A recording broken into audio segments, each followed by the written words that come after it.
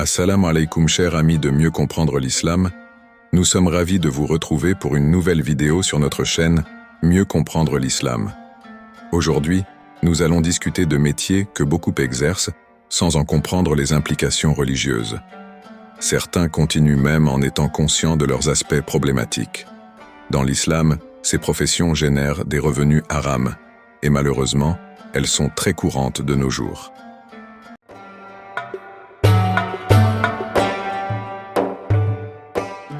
Un musulman doit impérativement gagner sa vie de manière halal, en exerçant des activités licites, en consommant de la nourriture halal, et en nourrissant sa famille avec des aliments halal. Ignorer cela a des conséquences graves. Les ayants droit se plaindront de lui, son propre corps témoignera contre lui, et sa famille le réprimandera au jour du jugement. Ils diront à Allah, « Il nous a nourris avec des choses haram, nous nous plaignons de lui. » Il est crucial de se rappeler qu'il existe toujours des moyens de subsistance halal, même dans les situations les plus difficiles. L'histoire de Saad al-Ansari, le prophète SWS, a un jour serré la main de Saad al-Ansari et a remarqué que ses mains étaient calleuses. En lui demandant la cause, Saad a répondu que c'étaient les marques de son travail honnête pour subvenir aux besoins halal de sa famille.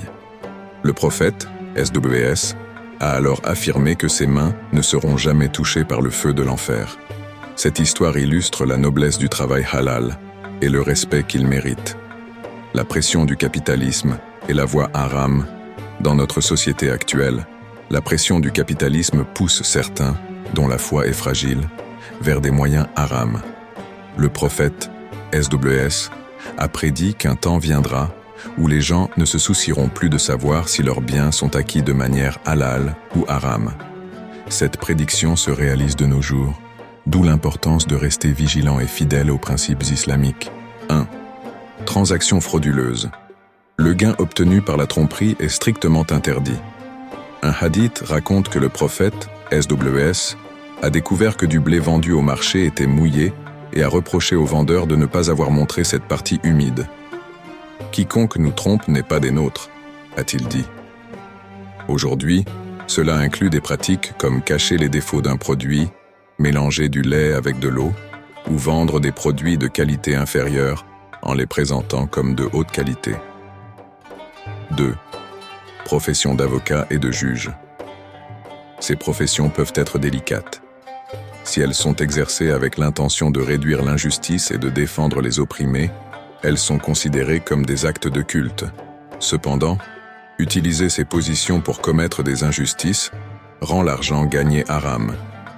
Un avocat ne doit pas défendre un client qu'il sait coupable pour le faire paraître innocent. 3. Commerce d'objets interdits.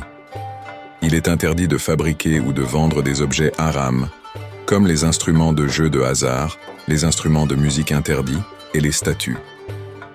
Ces objets sont souvent utilisés à des fins haram, rendant leur commerce également interdit. Contrebande. Les réglementations de l'État en matière de commerce doivent être respectées pour éviter l'anarchie et la discorde. Faire du commerce illégalement ou transporter des marchandises en contrebande est interdit. De plus, la contrebande entraîne souvent la nécessité de corrompre des fonctionnaires, ce qui est également haram. 5. Être comédien. L'islam ne valorise pas les occupations inutiles, comme faire des blagues et des plaisanteries professionnelles. Cependant, si cela reste dans le cadre de l'islam et aide les gens à se détendre, c'est permis. Le prophète, SWS, et ses compagnons faisaient parfois des plaisanteries, mais toujours en disant la vérité, sans paroles obscènes, sans se moquer de la religion et sans blesser les gens. 6. Travailler dans des banques pratiquant l'intérêt. Il n'est pas permis à un musulman de travailler dans des banques qui pratiquent l'intérêt, car cela revient à soutenir une activité haram. Allah, subhanahu wa ta'ala, a dit clairement dans le Coran de ne pas coopérer dans les actes de péché. Ceux qui s'engagent dans des transactions usuraires déclarent une guerre à Allah et à son prophète, SWS. Allah, subhanahu wa ta'ala, a promis quiconque craint Allah une issue favorable et une provision inattendue. Que notre Seigneur nous accorde des moyens de subsistance halal, nous protège des voies haram et nous préserve des gains interdits. Rappelons-nous que celui qui facilite une bonne action est comme celui qui l'accomplit. Si j'ai commis des erreurs dans mes propos, je vous prie de m'en excuser. Ces erreurs sont de ma part et ne reflètent ni l'islam ni les paroles d'Allah. J'espère vous retrouver très bientôt pour une nouvelle vidéo. D'ici là, que Allah vous garde en sécurité. Assalamu alaikum wa rahmatullahi wa barakatuh.